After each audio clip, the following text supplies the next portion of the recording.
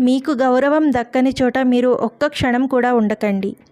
మీరు మాట్లాడేటప్పుడు మీ మాటను పట్టించుకోకుండా అటూ ఇటూ చూసేవారితో మీరు దూరంగా ఉండటం మంచిది. తన కుటుంబ సభ్యులతో అతిగా అనుబంధం ఉన్నవాడు భయం మరియు దుఃఖాన్ని అనుభవిస్తాడు. ఎందుకంటే అవి దుఃఖానికి మూలం అనుబంధం.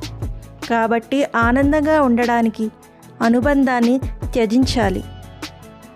నీచులతో సహవాసం చేసే కన్నా ఒంటరి జీవితం గడపడం ఎంతో మంచిది. దిగజారిన రాజు, మోసపూరితమైన స్నేహితుడు, నిజాయితీతో లేని శిష్యుడు, వ్యభిచరించే స్త్రీ మనల్ని చిక్కుల్లో పడేయగలరు. అందరినీ దూషించి నిరంకుశత్వం చూపించే రాజు వల్ల ప్రజలు ఏమాత్రం లాభం పొందలేరు.